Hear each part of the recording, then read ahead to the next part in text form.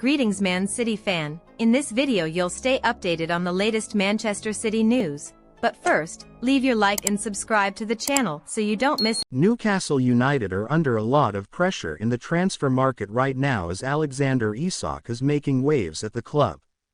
The Sweden international seems to be angling for a move away from the club after a series of broken promises by the Newcastle hierarchy.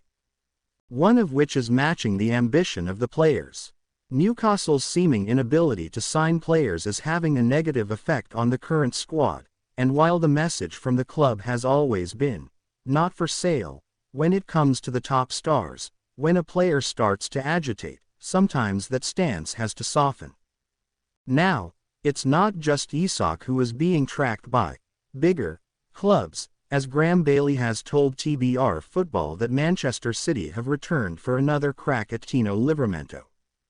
Tino has grown into an indispensable first-team player in his short time at Newcastle.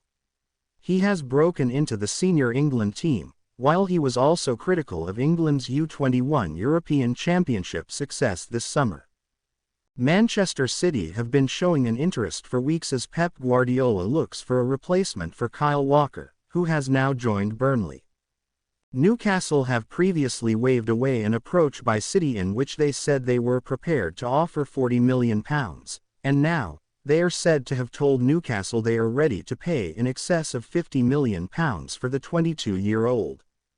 There's nothing suggesting that Tino is teetering like Isak is, but if the Magpies don't start bringing in some quality additions soon, there's a strong chance that Tino, and likely a few others, will start to get disillusioned with life on Tyneside and could start looking for an exit. Indeed, that goes for Eddie Howe too, as we feel the gaffer is being massively let down by those above him. Granted, Newcastle haven't had much luck lately with Darren Eales, illness causing him to step down, which in turn removed Paul Mitchell's only real ally, causing him to leave too.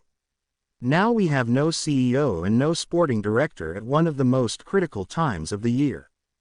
Announcements are expected soon on both of those fronts, but even then, nothing is going to get fixed overnight.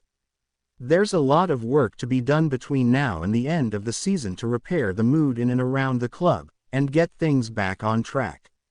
A couple of good signings would go a long way to achieving this, as would fending off interest for our top players.